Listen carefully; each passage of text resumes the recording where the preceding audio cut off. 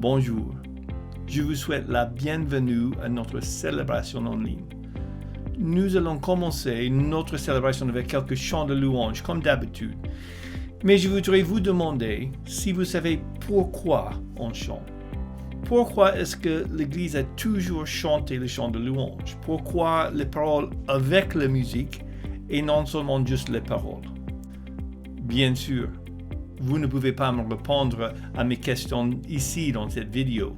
Et les réponses sont plusieurs et nous n'avons pas le temps ici pour tous discuter. Mais je voudrais quand même vous donner 2 raisons, vite fait, pour lesquelles nous chantons, pour nous encourager dans notre temps de louange ensemble. La première raison est tout simplement car Dieu le veut. Dans la Bible, il y a près de 50 ordres directs de chanter, ainsi que 400 références au chant. Il ne s'agit pas d'une suggestion ou d'une préférence ou même une bonne idée. C'est un ordre. C'est Dieu qui l'a dit et ça veut dire que Dieu veut qu'on y obéisse.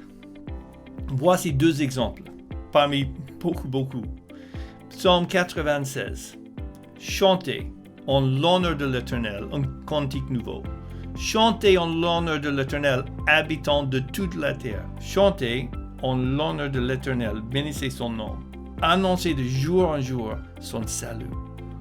Racontez sa gloire parmi les nations, ses merveilles parmi tout le peuple. Aussi, Psaume 47. Chantez en l'honneur de Dieu. Chantez. Chantez en l'honneur de notre roi. Chantez, car Dieu est le roi de toute la terre. Chantez un cantique. Donc on voit que c'est important pour Dieu que nous chantons. Deuxièmement, chanter, c'est une manière forte d'apprendre les vérités bibliques. Nous se souvenons de ce qu'on chante bien plus qu'un texte qui est lu ou même d'une prédication. L'apôtre Paul a écrit à l'église de Colosse que la parole de Christ habite en vous en toute sa richesse. Instruisez-vous et avertissez-vous les uns des autres en toute sagesse par des psaumes, des hymnes et par des cantiques spirituels. Chantez pour le Seigneur de tout votre cœur sous l'inspiration de la grâce. Le compositeur Keith Getty, qui a fait parmi d'autres chants En Jésus seul, que peut-être vous connaissez, il a écrit le suivant. Tout comme Dieu nous ordonne d'étudier les Écritures, de prier, de donner et de prendre le Saint-Seine, il nous demande de chanter avec les saints, c'est-à-dire avec les autres chrétiens, parce que nous avons besoin. Notre santé spirituelle en dépend. Donc, je vous invite de chanter avec moi, même à distance, ces chants qui proclament la bonne nouvelle de notre Sauveur, Jésus-Christ. Chantons.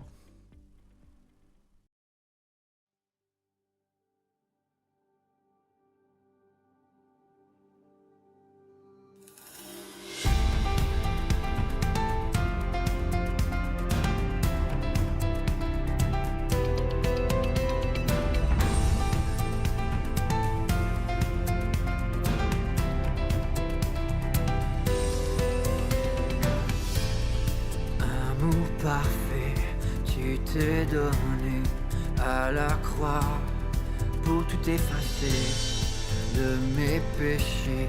Tu t'es chargé sur le bois. C'est par ta grâce seule que je suis pardonné. C'est par ta grâce seule que tu m'as acheté.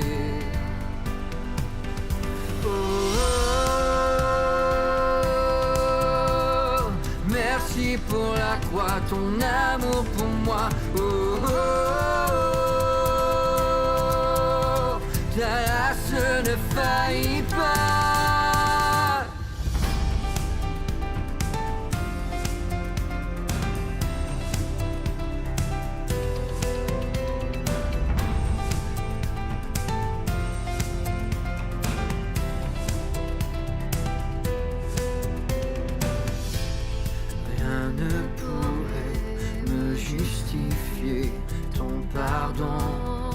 Est immérité, tous mes efforts ne suffiraient me sauver. C'est par ta grâce seule que je suis pardonné. C'est par ta grâce seule que tu m'as racheté. Oh, oh, merci pour la croix, ton amour pour moi. Oh, oh, oh, ta grâce ne faillit pas.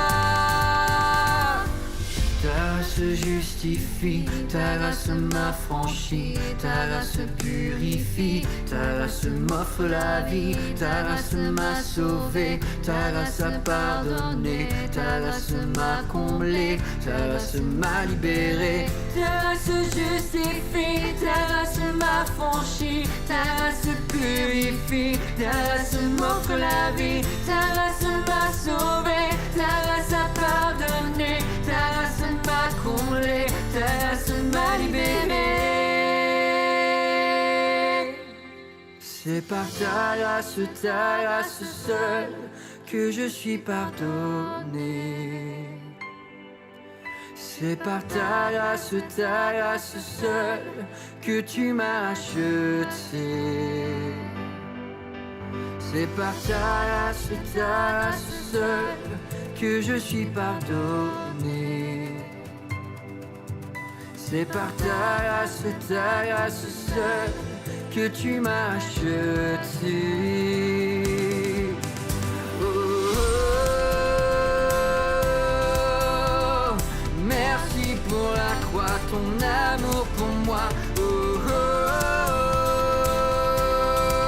oh, ta grâce ne faillit pas.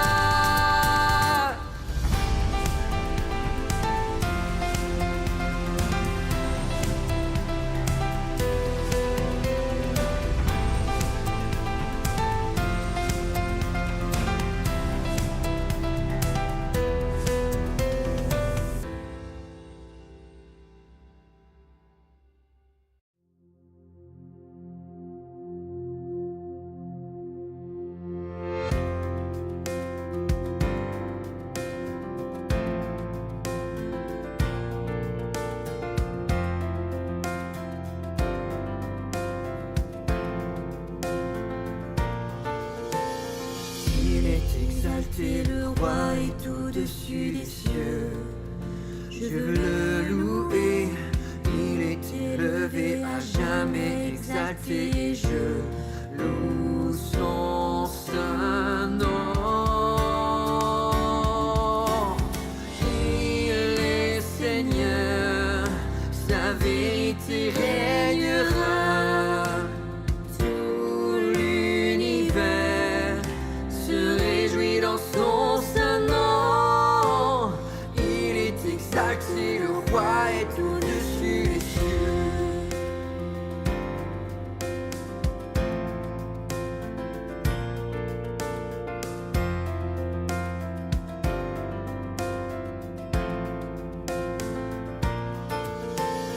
Il est exalté, le roi est au-dessus des cieux. Je veux le louer. Il est élevé, à jamais exalté. Et je loue son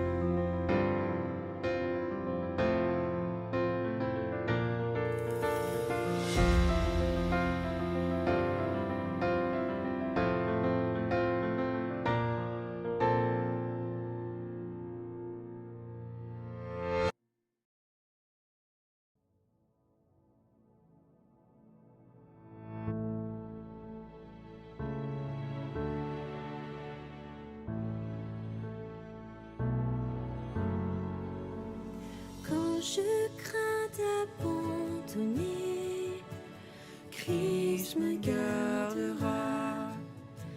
Quand Satan vient me tenter, il me gardera. Sur ce chemin sans son aide, je ne tiendrai pas. Mon amour est souvent tiède, il me gardera. Il me gardera, il me gardera, car mon Sauveur m'aime tant. Il me gardera.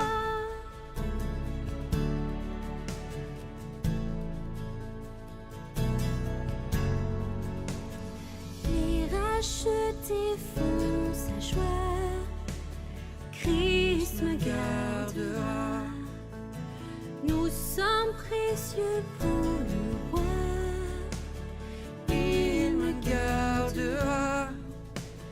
Mon âme est en sûreté, sa promesse y tiendra. Quel grand prix il a payé, il me gardera. Il me gardera, il me gardera, car mon Sauveur m'aime tant. Il me gardera.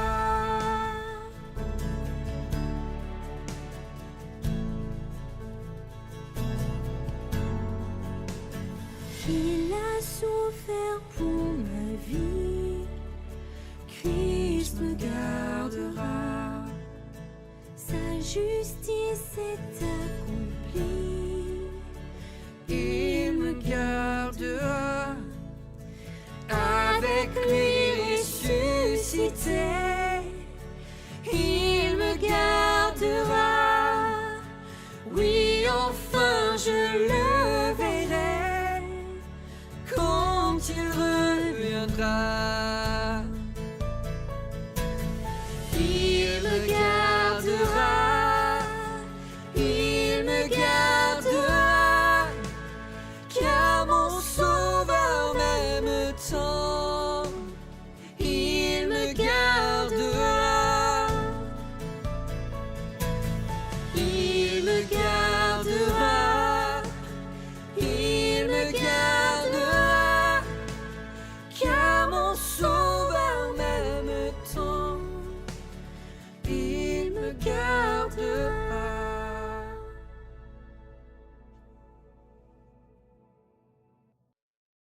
Chanter, c'est une manière de proclamer nos louanges. Une autre, c'est prier. Donc maintenant, je vous invite dans une temps de prière de louange. Juste prenez le temps pour remercier Dieu pour les choses qu'il a fait, pour la création, pour comme il prend soin de nous, pour notre réconciliation avec lui par l'œuvre de Jésus-Christ. Juste passer quelques minutes en remerciant Dieu pour qui il est et ce qu'il a fait pour nous. Prions.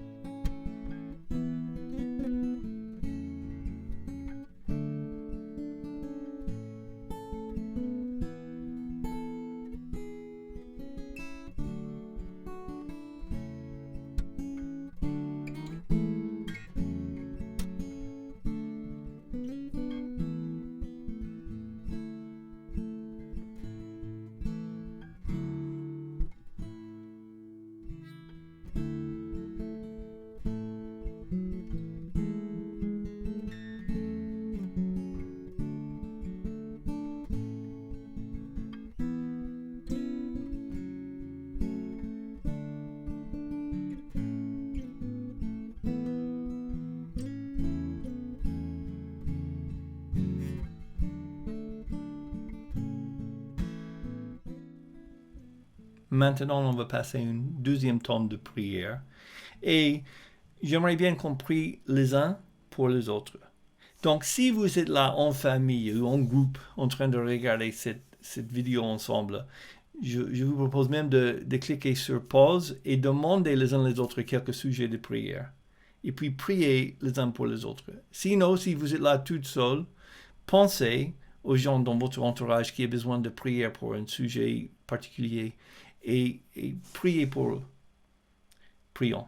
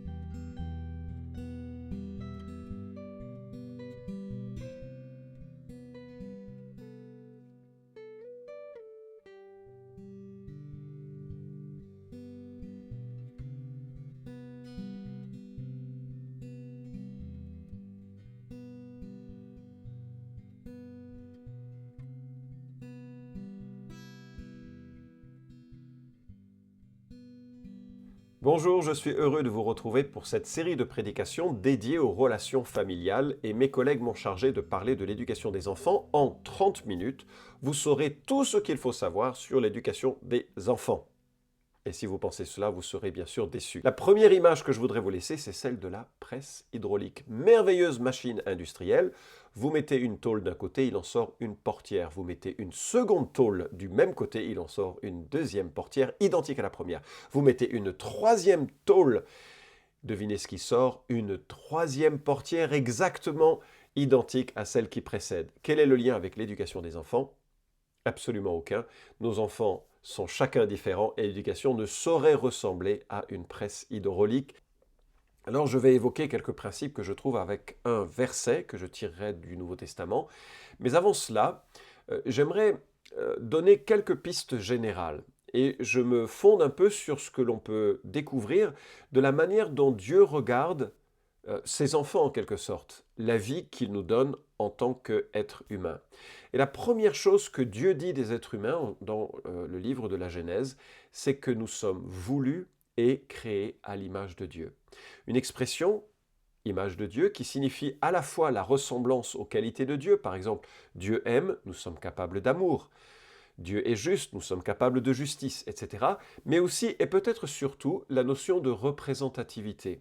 Les êtres humains sont chargés de représenter Dieu sur terre et à ce titre d'être ses agents pour une société correcte et juste. Bien sûr, c'est quelque chose qui change vite avec la chute, mais je pense que c'est la première chose que nous devons savoir des êtres humains et c'est donc la première chose que nous devons vouloir transmettre à nos enfants, c'est qu'ils sont voulus par Dieu, ils ont de la valeur intrinsèquement par leur identité humaine.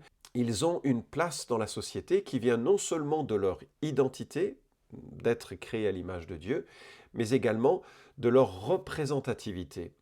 La seconde chose que Dieu dit des êtres humains, c'est qu'ils sont corrompus par leur choix d'indépendance.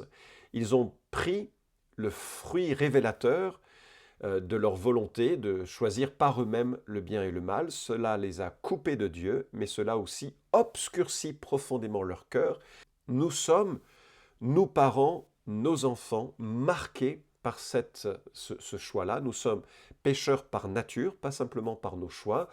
N'en déplaise à Rousseau qui pensait que l'homme était bon et que la société le corrompait, c'est absolument faux. L'homme est mauvais dans son essence. Comprenez en cela qu'il est égoïste et indépendant et qu'une bonne éducation doit aider à contraindre ces aspects et aussi à donner conscience de ces aspects pour pouvoir réorienter nos cœurs en se fondant bien sûr sur une rédemption que Christ nous propose. Et donc, il faut bien réaliser qu'il y a un égocentrisme et une indépendance fondamentale dans l'être humain qu'un enfant va manifester et l'éducation doit prendre en compte cette réalité.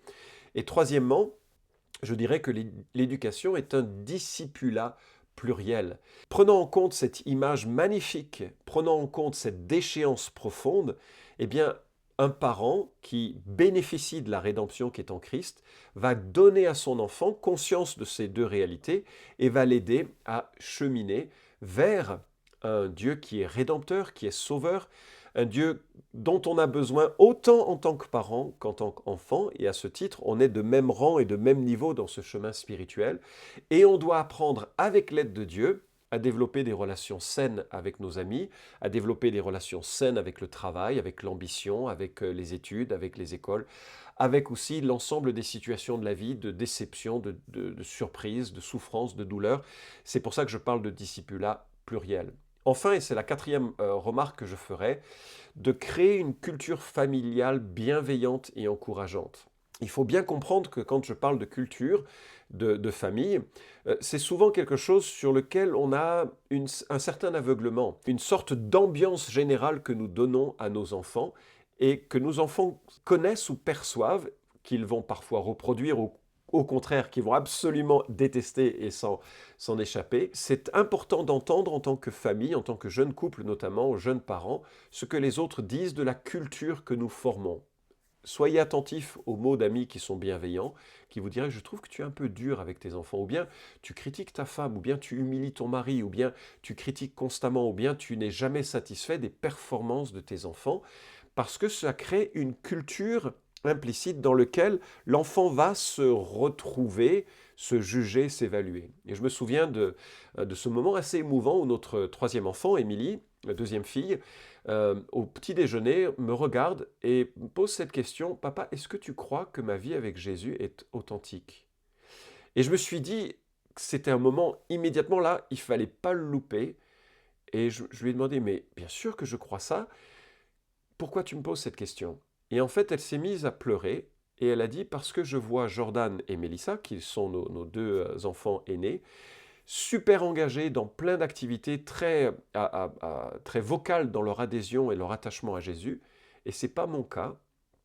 Et j'ai l'impression que tu ne respectes pas, que ma vie avec Jésus est plus privée. » Et j'étais bouleversé par son propos et elle avait raison. Dans le sens où je suis un hyperactif et que c'est la culture que j'ai laissée, quelque part, implicitement, sans le vouloir, à ma famille, même si j'étais le plus attentif que je pouvais l'être pour avoir du temps en famille, une soirée par semaine dédiée à nos enfants et au fun de la famille, au moins, et puis une journée par semaine où on faisait que des activités familiales. Ceci dit, l'image que j'ai laissée, c'est que l'activité était très importante. Et ma troisième fille, plus réfléchie sur ces questions, plus introvertie dans sa marche avec Jésus, avait l'impression que l'on méprisait son chemin personnel. Et je me suis dit, c'était vraiment une claque pour moi. Une culture n'est pas une mauvaise chose en soi, mais avoir conscience de cette culture permet de se corriger ou bien de transmettre cette réalité avec une certaine distance en disant à nos enfants « je suis conscient que nous avons l'habitude de fonctionner ainsi, il y a d'autres manières de fonctionner ». Tout ceci forme des remarques générales, mais ce que je voudrais voir maintenant, c'est 5 principes que nous trouvons à partir du Nouveau Testament. C'est une instruction que l'apôtre Paul laisse aux pères, aux papas, mais cela ne veut pas dire que ce n'est que pour les pères. L'Écriture est pour tous les gens. Le livre des Proverbes nous montre clairement que l'instruction repose sur des parents, père et mère ensemble. Il n'y a pas de cloisonnement en cela et les deux ont les mêmes responsabilités. Je remarque aussi que l'apôtre Paul note toute l'influence bienfaisante qu'une femme a eue dans l'instruction qu'elle a donnée à son fils Timothée, Timothée en poste à Éphèse quelques années après la rédaction de cette lettre que nous lisons en Éphésiens chapitre 6. Nous allons lire Éphésiens chapitre 6 verset 4. Et donc ce qui nous montre que père et mère sont tous deux impliqués dans ce schéma. Simplement, dans la lettre aux Éphésiens, l'apôtre parle plus spécifiquement au papa. Et vous, pères, n'irritez pas vos enfants, mais élevez-les en les corrigeant et en les avertissant selon le Seigneur. Ce que nous voyons ici, c'est qu'un parent a deux responsabilités principales que je fonde sur les deux impératifs que nous trouvons dans ce verset, ne pas irriter et élever. Et qu'un parent a deux outils pour assumer cette fonction, la discipline et l'instruction. Et enfin, qu'un parent s'inspire du Seigneur. 5 principes sur l'éducation des enfants. Le premier, c'est que des parents apaisent leurs enfants. Vous avez remarqué comment ça commence par un commandement négatif. N'irritez pas vos enfants. Et le verbe s'inspire du mot colère, orgué. Il dénote dans son sens négatif des sentiments violents ou passionnés.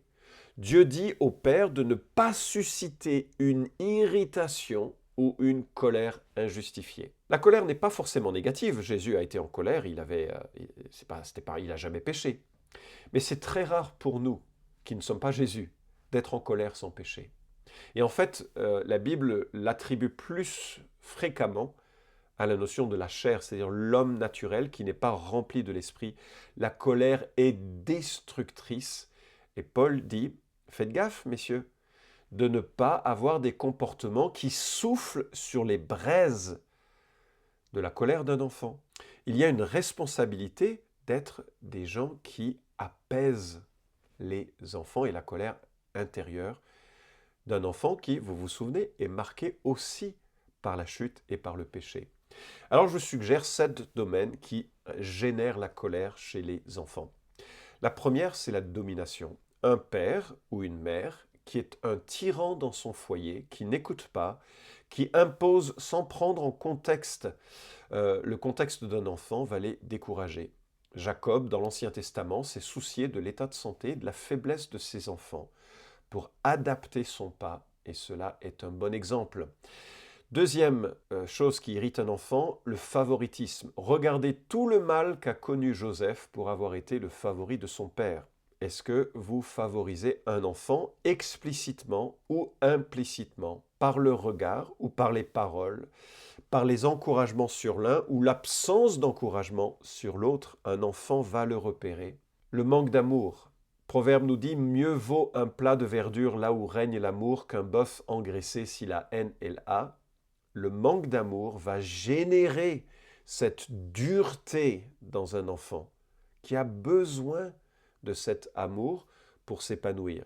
L'égoïsme, quand on voit en Ésaïe 39 que Ésaïe annonce à Ézéchias que ses fils seront des eunuques dans le palais du roi, il dit c'est bon parce que ça ne me concerne pas. C'est effroyable ce type de comportement de la part d'un parent. L'égoïsme sera observé et imité. L'hypocrisie, et ça peut être quelque chose qui touche particulièrement le parent chrétien. L'hypocrisie, c'est-à-dire dit ce que je fais, mais pas ce que je vis. Et ça se voit, et quelque part, on est tous hypocrites dans le sens où on ne vit pas la vie à la hauteur qu'on aimerait la vivre. Il faut être honnête, nous sommes pécheurs, on n'arrive pas à vivre à la hauteur de ce que Dieu a dit. Prenez l'exemple de l'amour en 1 Corinthiens chapitre 13, la barre est haute et il est impossible de le vivre pleinement. Le remède à cela, c'est de demander pardon chaque fois que c'est nécessaire. Et cela va gommer cette hypocrisie parce que finalement, on est sincère devant un enfant. L'humiliation, l'une des choses qui crée la colère chez un enfant le plus, d'humilier un enfant, le corriger publiquement, se moquer de lui, c'est quelque chose qui est inacceptable pour un parent et particulièrement un parent qui se réclame de Jésus. Enfin, et c'est le 7e point que je souligne, la violence, frapper un enfant. La violence est inacceptable, d'ailleurs elle est punissable par la loi, et c'est à juste titre. Elle va créer et creuser dans l'âme d'un enfant des sillons de colère qui sont indélébiles. J'ai demandé un jour à mes enfants qu'ils me disent ce qui facilitait leur obéissance. Et ils m'ont dit la chose suivante. toujours expliquer le pourquoi des règles, les respecter en tant qu'enfants pour qu'ils apprennent ce que c'est que le respect, de ne jamais rire à leurs dépens et de maintenir dans la maison un peu d'humour et de bonne humeur. Nous avons un devoir d'apaiser les braises de la colère naturelle d'un être humain. La deuxième chose que je dirais, c'est d'entourer les enfants. Élevez-les. Nous avons ici le deuxième impératif du rôle du père. Un père doit entourer, encadrer ses enfants. Et le verbe est tiré du mot nourrir, de prendre soin. Un père doit nourrir son enfant jusqu'à la maturité. Et je pense évidemment qu'il y a là plus que la nourriture terrestre. Il s'agit de donner à nos enfants des outils nécessaires à sa vie globale, de les nourrir spirituellement, émotionnellement, relationnellement. L'objectif d'un père est moins que son enfant fasse de hautes études ou qu'il ait une bonne carrière, mais plutôt qu'il soit mûr. Mûr dans les cercles de vie qu'il côtoiera, mûr dans la capacité intellectuelle que Dieu lui a donnée, mûr et bien intégré dans la vie, puisqu'il faut élever un enfant et que l'image qui nous est donnée, c'est de nourrir. Moi, je mange 2 à 3 fois par jour, donc il y a quelque chose de régulier dans l'interaction qu'un parent doit avoir avec son enfant. Ça doit être équilibré. Si je mange que de la viande, je vais avoir des problèmes de santé. Si je mange que du sucre, je vais avoir des problèmes de santé. Il y a des éléments multiples qui entrent à l'équilibre corporel. Il en va de même de l'éducation. Il y a des éléments ludiques, il y a des éléments relationnels, émotionnels. C'est bien de faire une sortie sportive, c'est bien de faire une soirée-jeu, c'est bien d'avoir un temps de discussion, c'est bien la multiplicité des expériences que l'on peut créer avec ses enfants. À quoi ça ressemble de travailler cette proximité, notamment cette proximité affective? Déjà, c'est communiquer. Dès le berceau, des mots, c'est les dire, c'est les prononcer, pour que ça s'entende, que ça s'imprime, que ce soit cru. Jouer, faire un foot, jouer à cache-cache dans l'appartement, faire des activités manuelles, même si c'est que quelques minutes, faire de la musique, faire du sport, même si c'est quelques minutes seulement, ces quelques minutes disent l'essentiel qu'un enfant a besoin d'apprendre. Respecter, écouter les bêtises sans se moquer, valoriser les questions, prendre au sérieux ce qu'ils prennent au sérieux, respecter aussi les espaces de liberté, les domaines de pudeur, c'est respecter ce qu'est un enfant dans ses joies, dans ses souffrances, c'est le traiter en tant qu'être humain. L'encourager. L'art de l'encouragement est très difficile en France, où on a tendance à motiver par le peut mieux faire ou par la critique, mais de fait de dire, d'essayer d'attraper un enfant dans ce qu'il fait de bien et de le souligner, c'est quelque chose qui va construire son assurance et son désir de pouvoir mieux faire par le côté positif de la vie qu'on lui présente de cette manière. Troisième remarque que je ferai, ou troisième principe, il s'agit de structurer les enfants en les corrigeant. Mais en fait, le mot est à la racine du terme pédagogie et il implique deux choses, à la fois l'instruction et la correction. L'instruction et la correction, et peut-être certains se disent « Ah, enfin, on y arrive !» Et c'est vrai que le terme est fort parce qu'il s'agit de discipliner un enfant et le terme n'est pas à la mode. Rousseau est passé par là, je l'ai évoqué, le docteur Spock aussi. Docteur Spock qui, dans les années 50, disait qu'il fallait absolument donner aucune contrainte à un enfant. Le livre qu'il a écrit s'est vendu à 54 millions d'exemplaires de par le monde, mais j'ai retrouvé cette citation sur Paris Match où, en fait, il avouait qu'il avait eu tort. Et il a avoué qu'il avait eu tort lorsqu'il avait vu la manière dont ses petits-enfants se comportaient comme des tyrans sans aucune limite. Et il s'est dit, peut-être que j'ai eu tort, mais c'était trop tard. Je pense que là, et peut-être plus particulièrement, c'est le rôle des pères de restreindre, d'apporter des limites, et les enfants ont besoin de limites. Les enfants ont besoin d'un cadre, et dans ce cadre, ils s'épanouiront. Et un cadre doit être posé avec intelligence, mais c'est là où vient la notion d'instruction. Et tout au long de la Bible, et notamment des proverbes, nous voyons que les jeunes sont invités à écouter l'instruction. Proverbe 29, 17, corrige ton fils, il te donnera du repos, il procurera des délices à ton âme. Proverbe 22, 15, la stupidité est attachée au cœur de l'enfant, le bâton de la correction l'éloignera de lui.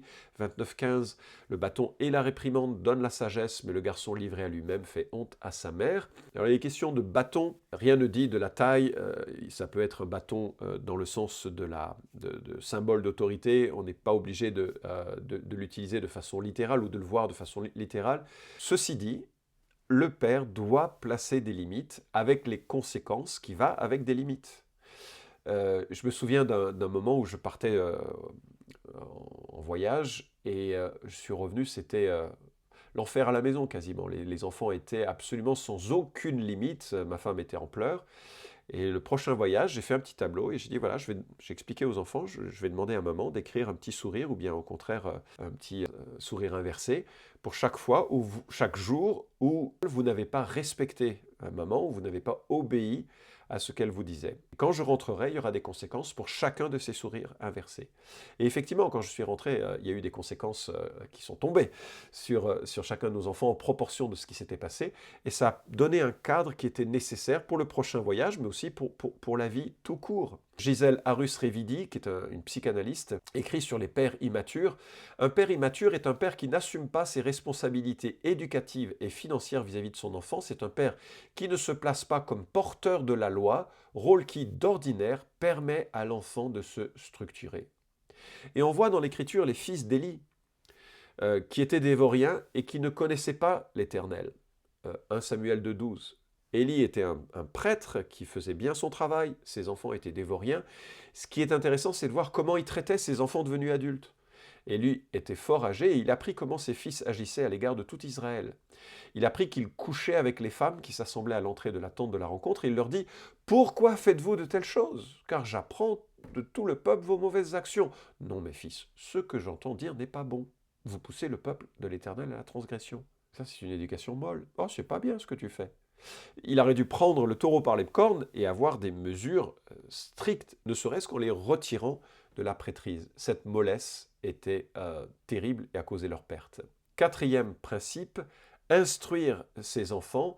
Éphésiens nous dit, en les avertissant. Le mot s'applique à la transformation des pensées. Avertir, c'est nourrir ou meubler les pensées d'un jeune pour qu'il ait une base solide sur laquelle fonder sa vie d'adulte. Alors ce n'est pas forcément l'enseignement du haut d'un pupitre, d'une chaire, d'une estrade, ce n'est pas forcément un monologue, c'est l'instruction par l'exemple, c'est l'instruction par la vie, dans le quotidien, par rapport aux situations que l'on peut soi-même rencontrer. C'est l'exclamation que l'on peut faire devant un beau paysage qu'on connecte à notre vie à Dieu. C'est le regret que l'on peut exprimer par rapport à ses propres fautes ou dérapages. C'est toutes les situations de vie qu'un enfant peut observer et qu'il peut découvrir au travers de ses parents. Je pense qu'aujourd'hui, les enfants sont vraiment confrontés à des choix de vie assez terribles et les conversations sont vraiment importantes. Quel type d'avertissement on doit donner ? Mais si vous lisez Proverbes, 49 fois vous avez le terme fils et 23 fois mon fils. Si vous faites une lecture des Proverbes en disant mais Seigneur, instrument sur mon rôle de parent, qu'est-ce que je peux y découvrir? Ce sera très intéressant. En tout cas, je relève un certain nombre de points. Apprendre à ses enfants de bien choisir ses amis, apprendre à ses enfants l'importance de la sagesse, apprendre à ses enfants la joie d'être corrigés, même s'ils n'ont pas envie de l'entendre, apprendre à ses enfants de ne pas tomber dans la séduction sexuelle, apprendre à ses enfants la prudence financière, apprendre à ses enfants à ne pas être hypocrites, apprendre à ses enfants de profiter de la vie et des plaisirs justes. C'est des choses que vous pouvez développer tout au long de la vie. Je pense par exemple au choix des amis. On a souvent discuté combien nos amis avaient une forte influence sur notre chemin. Et donc on faisait attention et on montrait aux enfants qu'on voulait qu'ils soient attentifs au type d'amis qu'ils avaient. Certaines personnes sont arrivées à créer des cultes familiaux riches. Malheureusement, et je le confesse comme une faiblesse de notre foyer, on n'a jamais su le faire dans notre maison pour différentes raisons. Mais on a plutôt choisi de saisir toutes les opportunités pour parler de notre foi, pour instruire, pour discuter à table au retour de l'école. Donc on avait vraiment de nombreuses conversations spirituelles, mais on n'a jamais pu le formaliser au travers d'un culte de famille. Je vous encourage néanmoins à le faire. Il y a un très bon livre aux éditions Clés qui est sorti sur cette question, quand vous avez la possibilité de créer cette culture familiale. Enfin, cinquième principe, on doit inspirer nos enfants. Vous avez remarqué ce petit qualificatif « selon le Seigneur ». Et c'est pour ça que nous ne sommes pas non plus devant une sorte de presse hydraulique où nous allons imprimer nos principes à nos enfants. Selon le Seigneur. Ça veut dire quoi? Selon le modèle du Seigneur. La manière dont le Seigneur nous traite, on doit traiter nos enfants. Selon le Seigneur, c'est selon la rédemption du Seigneur. Moi, Père, je suis premier pécheur dans ma famille et j'ai le besoin d'une rédemption. Et donc je vais regarder avec miséricorde le péché de mes enfants, pour pas être celui qui regarde avec cette autorité un peu de quelqu'un qui aurait tout réussi. Non, j'ai raté pas mal, comme mon enfant. Et je vais accompagner mon enfant dans la découverte de la rédemption. Selon le Seigneur, c'est aussi avec fidélité à cette tâche. Je ne vais pas me décourager de la même manière que le Seigneur ne se décourage pas à mon égard. Et même si parfois on a pleuré sur nos enfants en se disant « mais ça va nous mener où ?» Il y a tellement une catastrophe qui est en train de se mettre en place avec nos enfants. Ben, on a persévéré. Et parfois, il faut aussi persévérer. Selon le Seigneur, c'est aussi en réfléchissant, est-ce que Dieu me corrige chaque fois que je pêche? Ben non, il est patient à mon égard. Donc il faut aussi que je sache mesurer les choses. Est-ce que Dieu me corrige sur ma personnalité? Ben non, ma personnalité, ça fait partie de sa création quelque part. Enfin, quand elle ne s'exprime pas selon le péché. Et donc mes enfants, ils ont des personnalités que je dois respecter. Les goûts et les couleurs, l'habillement, ou sur les maladresses, parfois on s'énerve sur un enfant qui renverse un verre d'eau, mais on rigole de ce qu'il se met en colère. Mais non, on doit faire l'inverse.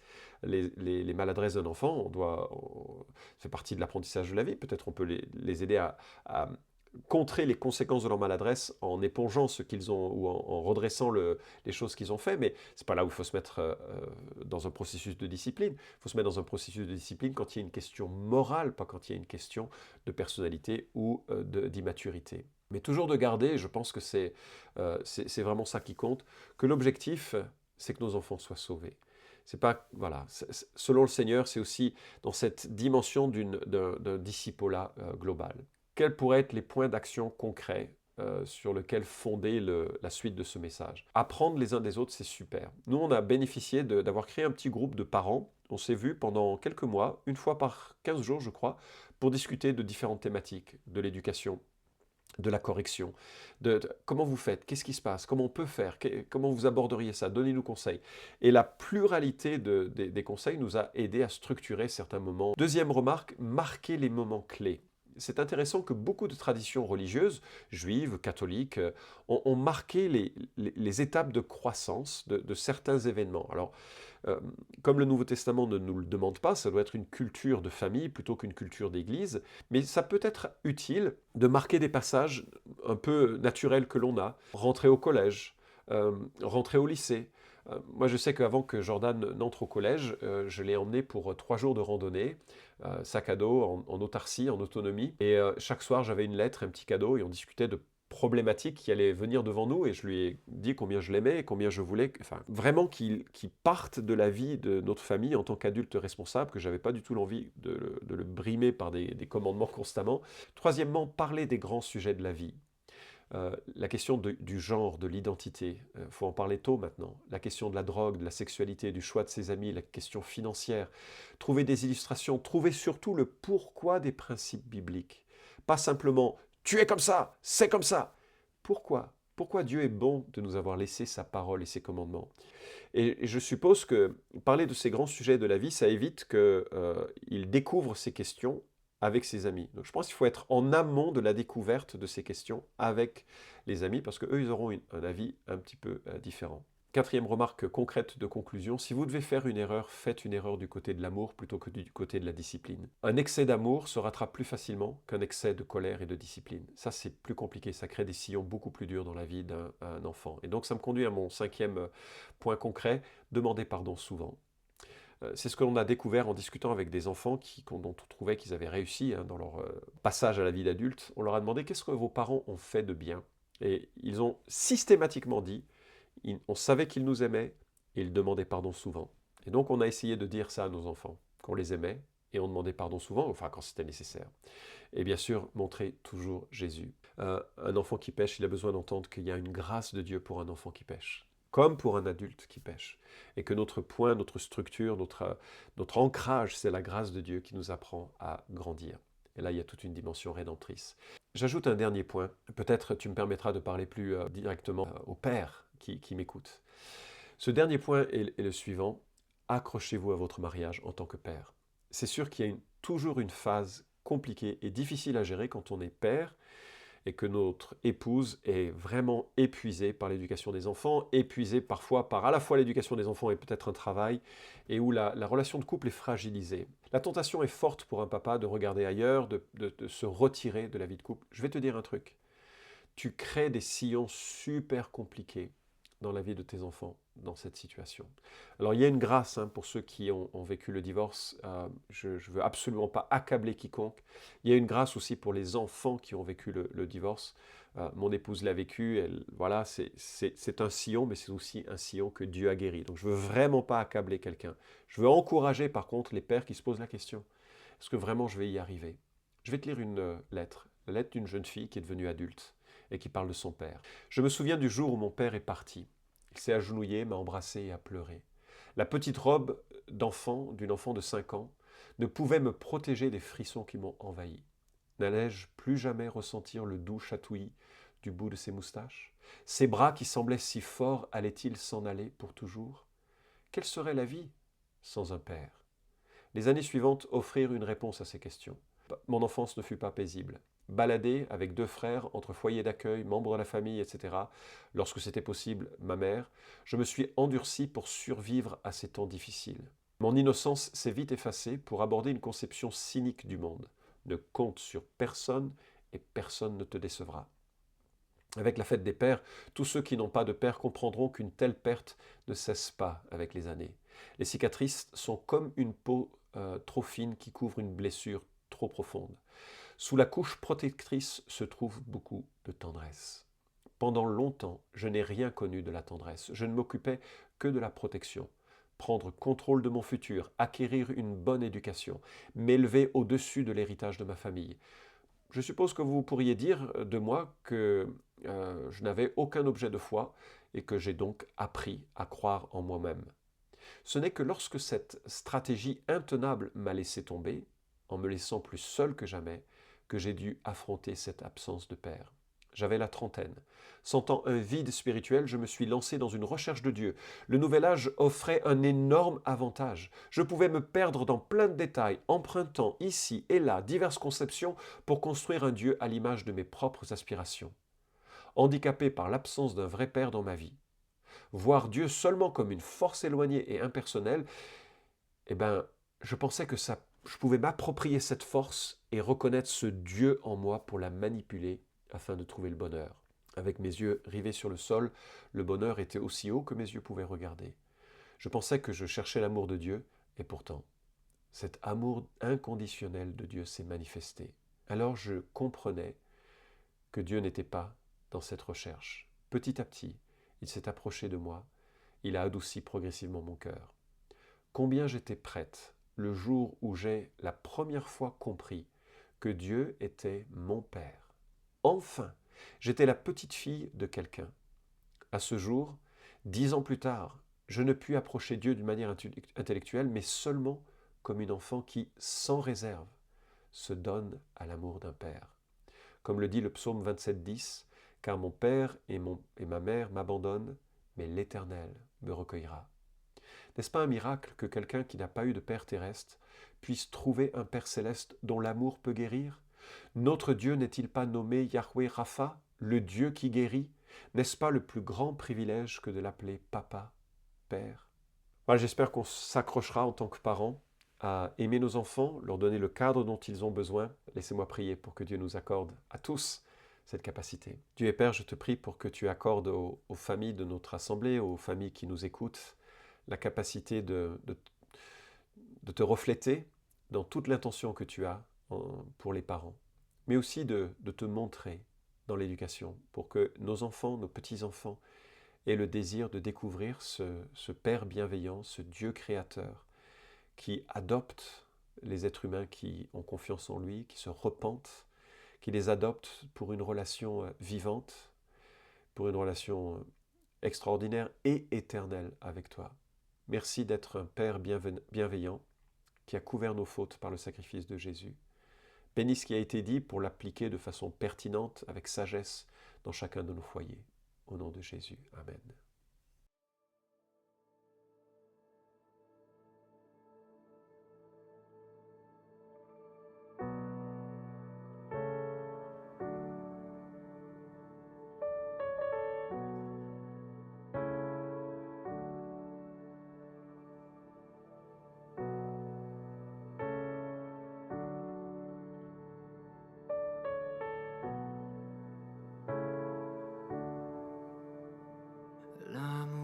de Dieu, de loin surpasse ce qu'on peut dire. Le cœur humain, il est plus grand que les espaces, même en l'abîme, il nous atteint. Pour le péché de notre monde, Dieu nous donna Jésus, il nous pardonne aux paix profondes, il sauve les perdus.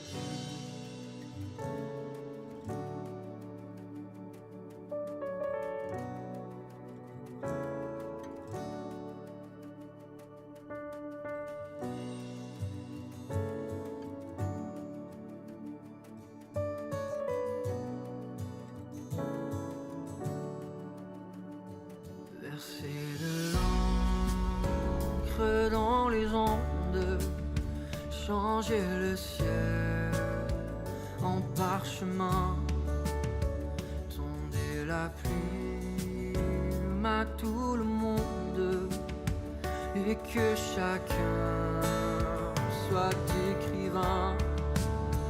Vous dire tout l'amour du Père ferait tarir les eaux et remplirait la place entière de ces divins rouleaux.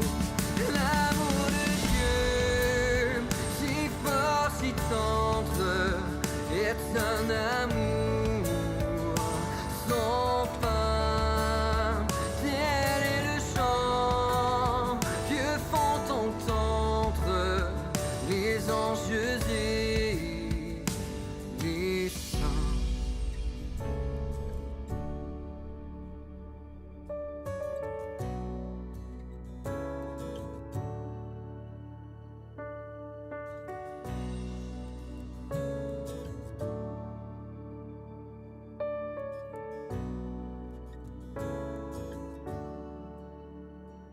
Et que le monde un jour chancelle avec ses trônes et ses rois, quand trembleront tous les rebelles, soudain saisis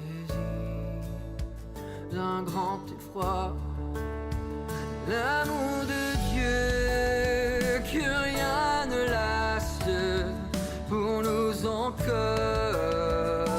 vivra. C'est le miracle de l'as. Amen, alléluia.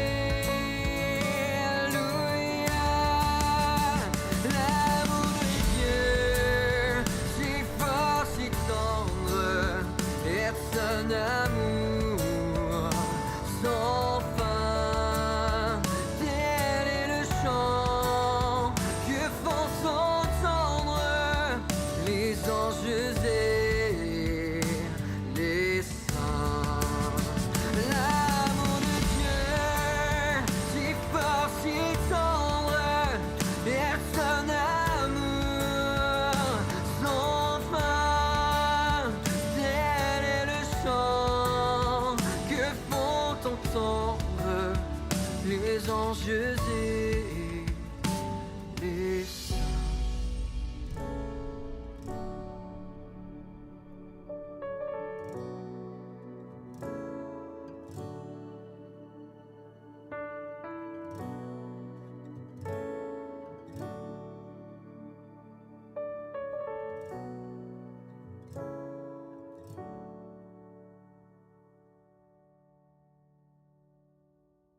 Alors, bonjour. Bonjour. Je m'appelle Steve et Sabrina. mon épouse Sabrina, et Dieu nous a donné comme un cadeau 4 garçons.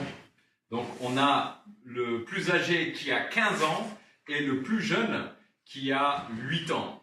Alors, déjà, quand on pense à nos enfants, on en a marre parce qu'ils nous écoutent Ça lise pas. tout le temps à la maison, les amis qui n'a plus de vie. On ne vit plus, on vit que pour eux. Et puis en plus, ils sont même pas reconnaissants. Non. Allez. Non, sérieusement. On les aime. On les aime énormément. Ce sont des cadeaux de Dieu et on est reconnaissant.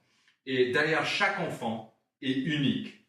Et je pense que c'est là où nous, il fallait qu'on s'adapte à qui ils sont, leur personnalité, parce que l'objectif qu'on a, c'est à travers notre relation ensemble en couple, mais aussi avec l'Église, avec la parole de Dieu, c'est de les conduire à Jésus-Christ. Et je remercie Dieu parce que voilà, les 4 ont reconnu Christ et ils avancent, mais c'est pas fini avec ça, il faut continuer. Alors, tout d'abord, ils sont uniques. Ouais, il n'y a pas un seul moule, même s'ils se ressemblent beaucoup les 4. Ils ont tous des personnalités complètement différentes. Ils ont des qualités différentes, mais aussi des endroits où ils ont besoin d'aide, qui sont complètement différentes. Et on demande constamment l'aide de Dieu pour ça, parce qu'on ne peut pas le faire par nos propres forces. Ce n'est pas une recette magique, et on a vraiment besoin de l'aide de Dieu. Et c'est vrai que moi, je me rappelle quand notre premier enfant est né, d'avoir prié à Dieu et d'avoir dit « Seigneur, bénis cet enfant ». Mais il y a un énorme poids ou une responsabilité qui est tombée sur nous. Cette responsabilité, il ne nous appartient pas, cet enfant. On est responsable devant Dieu de le conduire, de le nourrir, de l'apporter son côté spirituel, émotionnel et tout ce que ça engendre. On avait du travail, on avait du taf et voilà, donc on était prêt à se lancer. Alors, quelques petits côtés pratiques, c'est que on est une famille et on veut accentuer sur la prière. On passe du temps en soirée à prier. Quand les choses vont pas bien, on prie. Quand les choses vont bien, on prie. Et l'essentiel, c'est qu'ils puissent trouver une relation de communication avec Dieu. Alors, on essaye de imiter ça ensemble, au moins de passer ces moments. Une famille qui prie ensemble, reste ensemble. Après, on rigole beaucoup. On essaye de faire des activités, mais vraiment de ouf. On se régale. Dernièrement, il y avait le Super Bowl qui était une manifestation sportive aux États-Unis, mais le début du match commençait à minuit. Alors j'ai dit aux garçons, mettez vos réveils, à minuit on se réveille et on va manger les chips toute la nuit. Alors c'est exactement ce qu'on a fait. On était à moitié endormis en train de manger des chips, mais il n'y avait pas d'école le lendemain. voilà, c'était pendant les vacances. Du saucisson à 2h le matin, waouh, ok. Et je dirais un autre principe qu'on fait, c'est essayer de trouver ce temps de manger ensemble, au moins une fois par jour. Voilà. Ouais, une chose qu'on aime bien faire et que le garçon aime beaucoup, c'est de faire une soirée juste nous deux avec un seul enfant. Et d'avoir ce temps unique avec eux, ils aiment beaucoup. On découvre nos enfants parce qu'ils s'ouvrent beaucoup plus. Ils partagent avec nous, ils échangent et ils aiment beaucoup. C'est un temps qu'ils ont besoin d'être avec papa et maman, juste eux. Et c'est incroyable dans ces soirées, tout ce qui ressort. Parce qu'ils sont uniques, ils ont une vie qui est très importante. Je pense, si je peux résumer un petit peu notre désir quand on s'est mis ensemble et quand on avançait vers le mariage, on ne savait pas si Dieu allait nous donner des enfants, mais notre désir, c'est comme Josué dans la Bible, moi et ma maison, nous servirons l'Éternel. C'est un engagement, c'est un choix, une décision qu'il a pris et que nous on a pris. Et c'est vraiment, on n'est pas du tout parfait. Il y a des crises, il y a des moments de colère. Je dirais même, nous, on demande pardon plus à nos enfants que eux demandent à nous. Mais à travers tout ça, on grandit, ils grandissent et on veut vraiment servir l'Éternel. Écoute, je vous souhaite un bon dimanche. Bon dimanche. Bonjour à tous, je m'appelle Thomas et je fais partie de l'église de Villeurbanne-QC. Prions ensemble. Seigneur, merci pour ce message. Je te remets, Seigneur, tous les parents qui ont écouté ce culte, qui puissent avoir une éducation qui te rende gloire et qui permette à leurs enfants de te suivre et de se tourner vers toi un jour. Je veux te remettre aussi tous les enfants qui puissent t'obéir à toi, Seigneur, mais aussi obéir à leurs parents et qui puissent trouver un intérêt dans cette obéissance pour leur vie personnelle et pour leur vie avec toi aussi. Je veux te prier, Seigneur, pour cette période du Covid que nous traversons, pour notre santé personnelle et pour que malgré les épreuves et malgré la distanciation sociale, on puisse garder nos yeux tournés vers toi et tournés vers notre prochain.